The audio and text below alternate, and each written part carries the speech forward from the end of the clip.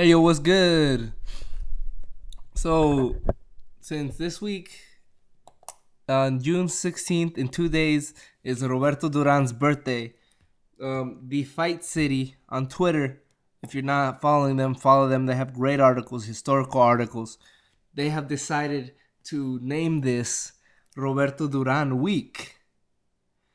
So, they've wrote a great article on Roberto Duran already, and this whole week they will be paying tribute to Roberto Duran. So 7 days of Roberto Duran on the Fight City on their Twitter page. So go ahead and give them a follow. And I am completely ripping them off. I am going to do a Roberto Duran week as well. As most of you may know, Roberto Duran is my favorite fighter. So I am going to be more than happy to pay homage to a great fighter in Roberto Duran since June 16th is his birthday, and also the day that beat he beat Davey Moore and captured the 154-pound, and that was like a huge moment because of what happened in the rematch of the Leonard fight, a fight that I cannot watch. I could not watch also the match with Japi or his fight with Camacho either. Or I've never watched the third Leonard fight, but if anyone wants to tell me how that fight is, I'll go ahead and watch it. I don't think I know it went the distance, so I know it's not as bad as the second fight for a hardcore Roberto Duran fan.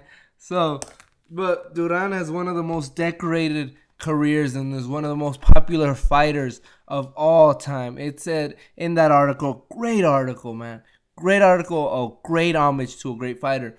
I'll put in the description, but it's no fighter invoked as much emotions as Roberto Duran since like Muhammad Ali. So it's Muhammad Ali, of course, and Roberto Duran. I'm gonna add Jack Johnson to that list because he was a polarizing figure and a controversial figure, as well as loved as well as hated, and he also loved fighting, and he gave so much to the fight world, as much as Duran, as much as Muhammad Ali as well. Also, what this article stated was that because Roberto Duran was such a high figure, such a standard of machismo, a man's man, a Latin American man, right, from Panama. I think his mom was Mexican, but he was born in Panama, and he repped that to the fullest. He gave back to his country. AJ Knows Boxing did a video on Muhammad Ali, and of course Muhammad Ali is a great fighter, but he said, who's your favorite fighter and why? And I said Roberto Duran's my favorite fighter because he personifies a fighter. He gave it all in the ring, except for one night, and we know what that is, and I know what that is. I'm not gonna be afraid. I'm not gonna say that it never happened, right? But he redeemed himself multiple times. Plus, he wasn't scared as a natural lightweight to get in there with Marvin Hagler, one of the greatest middleweights of all time. He wasn't afraid to get in with him. He wasn't afraid to get in with Sugar Ray Leonard. He wasn't afraid to get in with Tommy Hearns. He wasn't afraid to get in there with Iran Barkley, who destroyed Tommy Hearns, who destroyed Roberto Duran. Actually, Tommy Hearns knocked out Roberto Duran this day in 1983. So, what is that? 32 years? 32 years ago. Yes, 32 years ago, Tommy Hearns knocked out Roberto Duran in a brutal fight. I could watch that one, but it's still hard to watch. In fact, June is a very successful month for Roberto Duran. He beat Ken Buchanan. He beat Carlos Palomino in one of his best performances when he moved up at welterweight. He beat the great Sugar Ray Leonard in the Brawl of Montreal, his finest performance, the one that solidified his legacy and made him an all-time great. He beat Davey Moore on his birthday, June 16th. And of course, he fought Tommy Hearns. He also fought Vinny Paciencia, and he fought many other fighters with less of names than these great fighters that he beat in this month of June. It is also my birthday in the month of June, June 24th. So we got that in common, and we're both named Roberto. In fact, if you didn't know that, my name is Roberto, like Roberto Duran. So maybe that's one of the reasons why he's my favorite fighter. But no, because he's a great fighter. And as a natural lightweight, as a destroyer in the lightweight, he came up in weight and he fought the best. He is referred to as a Fab Four in the 80s, but he was already fighter of the decade in the 70s. He had a full career at lightweight. You know, many say he's the greatest lightweight of all time, and I believe that. But he had a full career. He already had like how many fights? Like 60 fights or something like that before he moved up to fight Sugar Ray Leonard. So you can't knock you can't knock Roberto Duran for losing to these guys, because he already had 73 fights when he fought Sugar Ray Leonard the second time.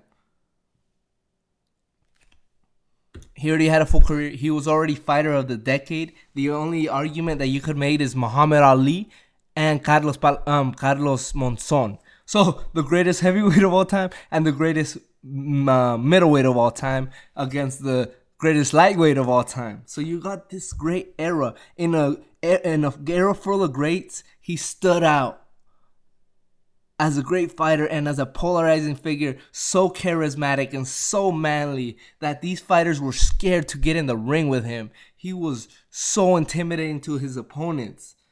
That's why the reason I compared him to Jack Johnson was because there was many myths about him. Jack Johnson would tell a bunch of tall tales about his life. He would say how he went and he was in trains by himself, knocking out security guards and fighting sharks and all these stories, and how he beat up men that were like 300 pounds when he only weighed like 115 and stuff like that. And people believe that, and I believe that, because these guys were born to fight and were great men, not just great fighters. Roberto Duran, they say that he would have a pet lion. He had a pet lion. That's not a myth. It's true. He had a pet lion and he would walk it.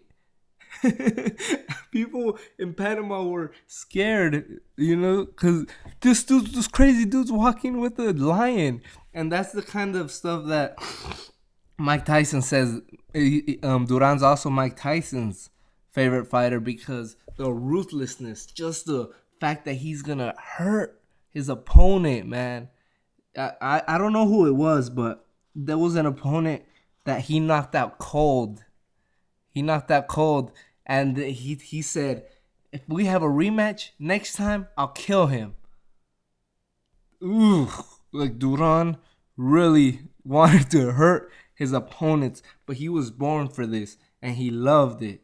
This collage is freaking awesome. Shoutouts to Chip from Twitter. I forgot his Twitter handle, but I'll put it in the description too. Yeah, so welcome to my Roberto Duran week. Follow Fight City's Roberto Duran week, and please follow mine. It's just my way of paying tribute, my small way of paying tribute to this great fighter and this great figure in sports, period. Duran will always be remembered as one of the greatest of all time. He's in most top 10 lists, as he should be. Man. All right, so come with me in my journey to paying homage for these next 7 days. Peace. Don't forget to subscribe.